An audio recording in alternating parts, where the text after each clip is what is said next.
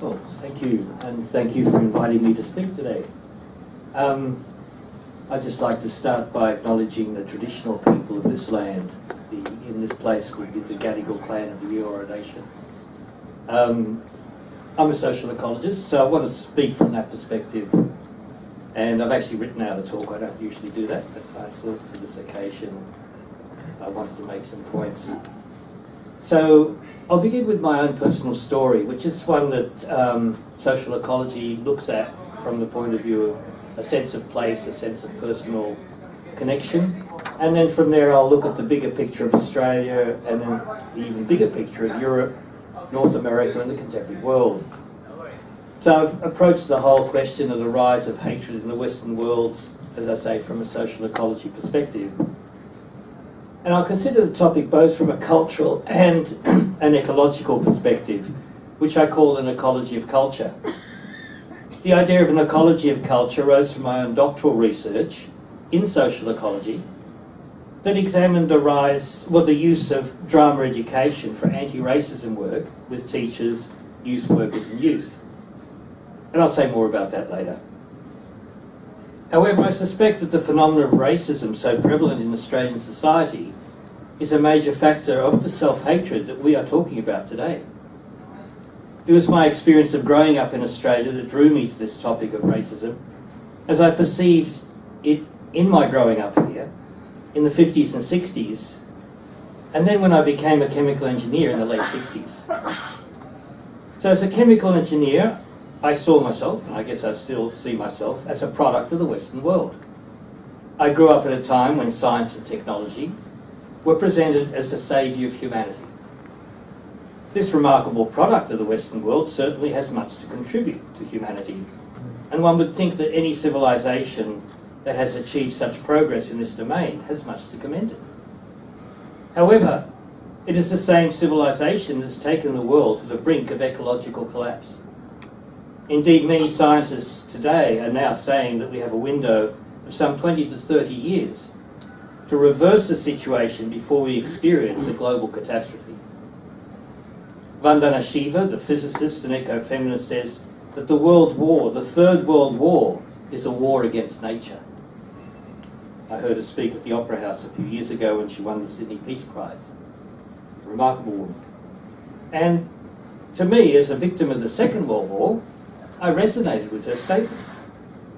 As a child born to a Jewish family in Romania just after that terrible war, I grew up in the shadow of the Holocaust and the atomic bomb. With the coming of communism to Romania, my parents decided that this was the last straw, so they travelled west, clearly hoping for a better future for themselves and their offspring. They ended up in Vienna for a couple of years, but that city, for all its great culture, proved a serious health hazard to me as a child due to its dampness and pollution. I now realise I was suffering from an environmental illness in Vienna in the late 40s. As it happened, we ended up in Australia, which is geographically not part of the Western world, its very name coming from the Latin of the Great South Land, Terra Australis. Growing up in Australia, I was told that I was part of the Western world, even if we are in the southeast. Furthermore, Australia was considered a prime example of the success of the Western world in its creation of a lucky country. I was educated in Western culture, both in the sciences and the arts. As I grew up playing the violin, passing my exams at New South Wales Conservatorium of Music, just down the road here, with honours, so much so that I wanted to be an orchestral conductor. It was here that I encountered my first serious disruption in my understanding of what is valued in the Western world. Music, it seems, was not considered a suitable career, so chemical engineering was the direction my life took.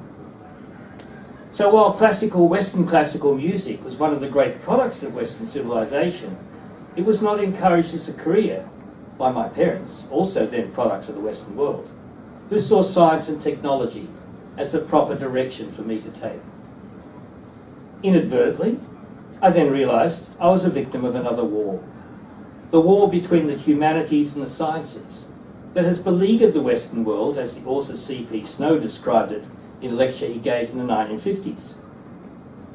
Here we have another reason, I would argue, for this self-hatred of the Western world, which on the one hand celebrates the great achievements of art, and all the other, on the other hand, disregards or even disdains the artists who produce it. The third element of my Western upbringing was my religion. In Western democracies, I was led to believe that religion is a private matter and in no way impacts on one's civil society. However, anti-Semitism, also a product of the Western world, has been present since Roman times. In pre-15th century Spain, the Eastern rulers, the Moors, created a society where Jews, Muslims and Christians were able to live together harmoniously. Then, with the coming of the Christian Western rulers, King Ferdinand and Queen Isabella, the Jews were expelled from Spain, along with the Muslims. This was the time of the Inquisition and the Crusades, both products of the Western world. Then, with the colonisation of the Americas by the Western world, there was the slave trade and the destruction of all those Native American cultures and ecologies that had flourished there for some 20,000 years. Could this not also be a cause of self-hatred of the Western world? Returning to my own story, my study of science led to my rejection of my religious studies as anachronism and archaic and of little relevance in the modern Western world, where science had all the answers that religion was once considered to have. Then, as a young chemical engineer, I had a serious industrial accident where I inhaled toxic gases, which led to my stay in hospital for a week under observation. This is when I seriously began to question the Western world I grew up in and had embraced so fully. By becoming a chemical engineer, I had lost connection to nature, to my spirituality and creativity. The factory I was working in was responsible for polluting Botany Bay, the most polluted waterway in Australia. This I knew because the engineers and managers I worked with were totally irresponsible about pollution produced by the factory. As someone who loved nature, especially the water of the ocean and the beach, this was of some concern.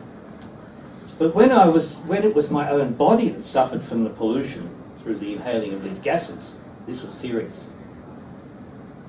It was at that point in my life that I decided to embark on a career as a filmmaker.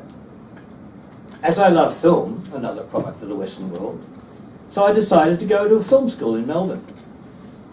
Well, it turned out that the film industry was just as profit-driven as the chemical industry, and was not really interested in the kind of film poetry and film music that I wanted to create.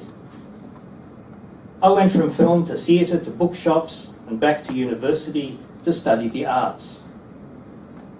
Eventually, after several other degrees, I did my doctorate in social ecology. This is where I am now. So one last story of my journey that really influenced my self-hatred as a product of the Western world was when, as a young filmmaker, I decided to make a film about Aboriginal people living at La Perouse. Now, at that stage, I had some 17 years of formal education, which included what was supposed to be some of the top educational institutions in the state. And yet I knew nothing about these people except the racist views that they drank alcohol, were lazy, had weird things like boomerangs, dreamtime stories, and went walkabout. At that stage I knew they were here before British colonisation, and that many had suffered from having no immunity to the British diseases that the colonists brought to this country. I remember seeing an Aboriginal man selling boomerangs and other artefacts at La Perouse, so that's where I chose to begin my research. I went to the area where they lived to discover a shanty town, worthy of any third world or so-called developing country. I was deeply shocked. How could this be in the same city that I'd grown up with my middle-class modern world, just a few kilometres away? Here was this great product of the Western world, the city of Sydney, the biggest and one of the wealthiest cities of Australia, and yet its own Indigenous people, who I later learnt were the rightful owners of this land, were living in dire poverty.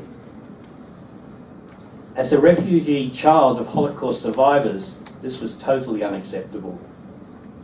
I had been led to believe this country valued equality, justice and democracy, and here were the original owners of this land left to live in squalor. I felt an enormous guilt and felt betrayed by the theoretical values of the Western world, which were not what was being practiced here. This reinforced my experience of studying chemical engineering. Because science was going to save humanity, that's why I studied it, only to discover that the chemical industry was an environmental vandal that was destroying the natural world with its pollution, as well as the way raw materials are extracted from nature. It seemed that I had discovered the Third World War that is being waged by the Western world against nature, as well as the war within the Western world between the sciences and the arts, that I experienced directly, until I made peace between them within myself by studying both sides of this conflict. In my studies of the arts, I discovered that my questioning of the benefits of the Industrial Revolution was the inspiration of romantic poets and artists like William Blake, who wrote about dark satanic mills, and Percy Shelley, who wrote of Ozymandias, King of Kings, his empire just a few lumps of stone in the desert, written as a warning of what happened to all the great civilizations of the Western world. William Owen Thompson, the cultural historian, in his book Transforming History, writes about what he calls the four cultural ecologies of the West. The first was the riverine, Mesopotamia, that could no longer continue due to the salination caused by the irrigation system of agriculture around the Tigris and Euphrates rivers. The second was the Mediterranean, the Greco-Roman civilization, the basis of the Western world, that stripped its countryside of forest to build its ships. The third was the Atlantic cultural ecology of Western Europe and North America, that is now in serious decline because of industrial pollution, materialism, and irresponsible exploitation of natural resources. Through globalization, this pollution has been spread to the rest of the world as the Western world has exported its technology and industry to countries where labour is cheap and unions are banned. Once again, we see a possible cause of self-hatred here. On the one hand, the concerns of social justice and democracy that the Western world supports has led to unions being formed to protect the workers from the exploitation of the owners of the means of production. On the other, we have the same owners taking their factories to places where both pollution and exploitation of labour will not be challenged. These practices, which by maximising the profits of the rich, has led to the ever greater split between the rich and the poor of the contemporary world. The export of industrial agriculture has also led to serious deforestation and species extinction, and above all to climate change. Could this not be another cause of self-hatred in the Western world? This issue is raised in a recent report by the Royal Society of London. And I'm quoting from that report, there are very strong indications that the current rate of species extinction far exceeds anything in the fossil record. Never before has a single species driven such profound changes to the habitats, compositions, and climate of the planet. This very situation threatens the very survival of humanity. Once again, we can see the kind of hatred of the Western world that I developed as an individual product of that world could well be the source of a generalised self-hatred of the world that can produce so much good and yet allow it to be used to perpetrate so much evil. Here we have the echoes of the way that Christianity, the dominant religion of the Western world, was conceived as a religion of love, of compassion and peace, and yet has been used to perpetrate so many wars by people who identified as Christians throughout history. No doubt it was such observations that led to many books and films in the 20th century that document this self-hatred. One of the more influential of these was Oswald Spengler's Decline of the West, written in 1911. According to Spengler, the Western world is ending and we are witnessing the last season, wintertime, of the Faustian civilization. In Spengler's depiction of Western man is a proud but tragic figure. Because he strives and creates, he secretly knows that the actual goal will never be reached. Two other books of great influence that document the self-hatred are Brave New World in 1984, written in response to what Aldous Huxley and George Orwell were witnessing as the decline of the West. This decline of the West led the cultural philosopher Jean Gebser to write his deeply insightful book, The Ever-Present Origins. In this book, Gebser describes or ascribes this self-hatred of the Western world to what he called a deficient form of the mental consciousness. This was the fourth structure of consciousness that humanity has passed through since its origins. He considered the mental consciousness began in the European Renaissance and ends with the Industrial Revolution, two destructive world wars, the Holocaust, the atomic bomb, and finally the exporting of the Western industrial model to the rest of the planet. Once again, we can see here a major cause of self-hatred of the Western world.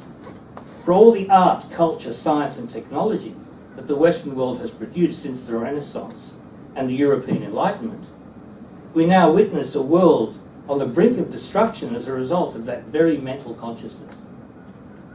That Cartesian Newtonian paradigm that produced a single vision of Newton's sleep that Blake writes about, that considered the universe to be nothing but a giant clock ticking away to its entropic end. In Australia, a cultural product of the colonial expansion of that world in the 18th century, the time of the Industrial Revolution, we have witnessed 100 years of black wars, largely undocumented. This was along with a well-documented continuation of the 500-year war between English Protestants and Irish Catholics for the first 150 years of British colonisation by historians like Manning Clark. This brings to mind the response of the great non-violent activist Mahatma Gandhi. On a visit to Britain to talk to the workers of the cotton mills of Manchester to explain why the Indians were now producing their own cotton products, he was asked by a journalist, "Well, Mr. Gandhi, what do you think of British civilization?" To which he replied, "I think it would be a very good idea." This brings me to the last part of my talk, where I will revisit the idea of an ecology of culture in Australia. As I see this as the point at which my own rejections of Western values began to shift. As I mentioned before, in Australia we have the cultural project of the Aboriginal people for some 40 to 60,000 years, the longest continuous culture on the planet. Then we've had some 200 years of British colonial culture brought here in 1788, with the first settlers or invaders, depending on whose perception of history we are considering. Then in the post-war period, we had the rise of the multicultural project, the World War II of course, which became official in the 1970s under the government of Gough Whitlam. This was followed by the recognition by the Keating government that we are geographically in the Asia-Pacific region. Around the same time, we have the recognition of native title because of the determined work of the Torres Strait Islander activist Eddie Maubo, which finally laid to rest the legal fiction of terra nullius. Again, this is a reminder that till 1967, the original owners of this land were not included in the census, but considered part of the fauna and flora. Could this hypocrisy not also be a cause of self-hatred in the Western world that created a nation on the basis of this racist myth? Not to mention the inclusion of the White Australia policy as part of its first laws as an independent sovereign nation. However, I want to end on a more positive note. My own self-hatred of the Western world began to shift through my research in social ecology. When I came to realise that what we needed was an ecology of culture in Australia that included all the three cultural ecologies of the Aboriginal Cultural Project, the British Colonial Project, and the Multicultural Project. Such an ecology of culture also recognises the ecology of this land, a large arid island in the South Pacific, with a very delicate ecosystem and our geographic position in the Asia-Pacific region. This inclusive ecology of culture would allow us to live here in a more sustainable way, both culturally and ecologically. And this would address this very self-hatred as part of our long human history of some 60,000 years. Such a position resonates with the work of William Irwin Thompson, who I mentioned above, who sees the contemporary world as a time for the fourth cultural ecology of the West, the Pacific Aerospace Cultural Ecology, of which Australia is very much a part. It also acknowledges the possibility of the integral consciousness that John Gebser considered the next stage after the mental consciousness to come into being as we bring the Western, Eastern and Indigenous cultures into some kind of harmonious relationship in Australia, thus allowing the self-hatred of the Western world to turn to the self-love of a truly global world of one people and one planet. Thank you.